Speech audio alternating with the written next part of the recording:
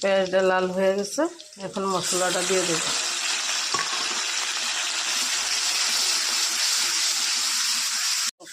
মশলাটা কষানো হয়ে গেছে, এখন এর মধ্যে মাংসটা দিয়ে দেব।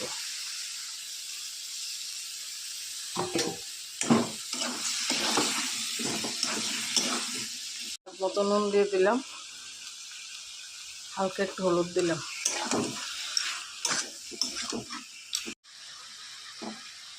এক মুখ চিলি ভিনেগার দেবো, কারণ মাংসটা ভালো করে সিদ্ধ হওয়ার জন্য। সয়া সস দিলাম এক মুখ।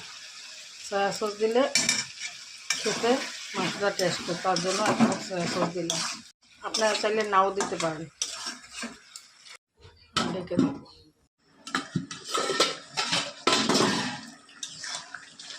তেল ছেড়ে দিয়েছে অনেক, এখন পেঁয়াজগুলো দিয়ে দেবো।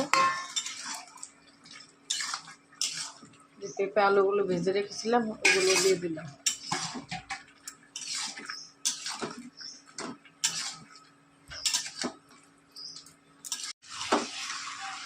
মাংসটা কষিয়ে নিয়েছি। আমরা পেঁপে আলুটা ভালোবাসি, তার জন্য একটু পেঁপে আলুটা মাংসের থেকে একটু বেশি দেওয়া হয়। এখন প্রয়োজন মতো জল দিয়ে দেব। দেশি মুরগির মাংস, তার জন্য একটু হালকা ঝোল করব।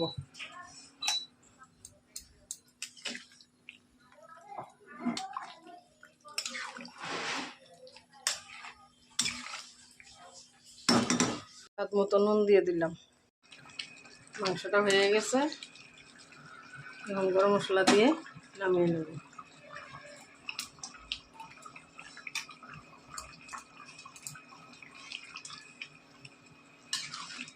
দেশি মুরগির মাংস একটু হালকা পাতলা ঝোল করলে খেতে ভালো লাগে।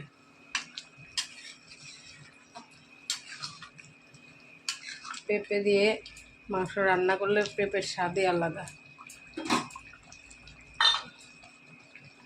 মাংসটা নামিয়ে নেব।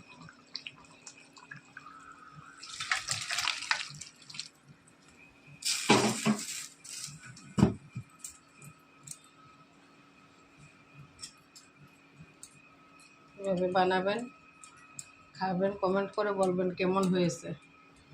ধন্যবাদ সবাইকে।